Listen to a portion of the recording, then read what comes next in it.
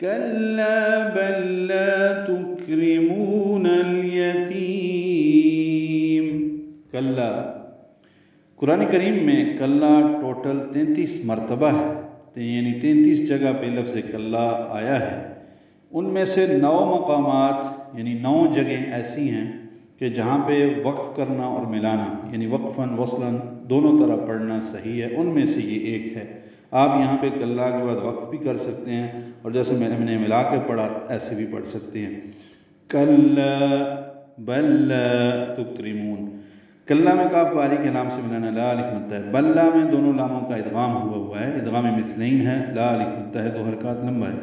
تکرمون، کاف ساکن پہ ہم سے را باریک ہے، واو مدہ ہے۔ نون کو الیتیم کے لام سے ملانا ہے، تا کو لمبا کرنا ہے اور میم پہ وقف کرنا ہے، اظہار شفوی ہوگا۔ ہرگز نہیں بلکہ تم یتیم سے عزت کا سلوک نہیں کرتے۔ وَلَا تَحَاضُّونَ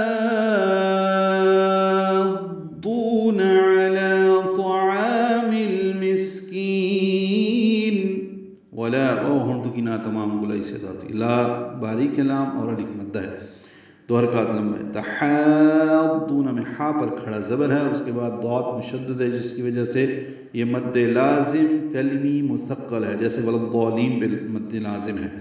لمبا کریں گے اس کو، اس میں طول ہے، لمبا زیادہ کرنا ہے، یعنی 6 حرکات، اور ضاد سے ملانا ہے، ضاد پر پڑھنا ہے، واو مدہ ہے، 2 حرکات لمبا کرنا ہے۔ علام لام کھڑا زبر ہونے کی وجہ سے 2 حرکات لمبا کرنا ہے، عین وسط الگ سے داؤ۔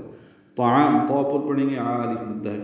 میم کو المسکین کے لام سے ملا دیں گے، اظہار قمری ہوگا، سین ساکن پہ ہم سے کاف باریک ہے، کاف کو لمبا کریں گے اور نون ساکن پہ اظہار ہوگا۔ سورۃ الماعون آیت نمبر 3 اور سورۃ الحاقہ دیکھیے آیت نمبر 34۔ اور مسکین کو کھانا کھلانے پر ایک دوسرے کو راغب نہیں کرتے۔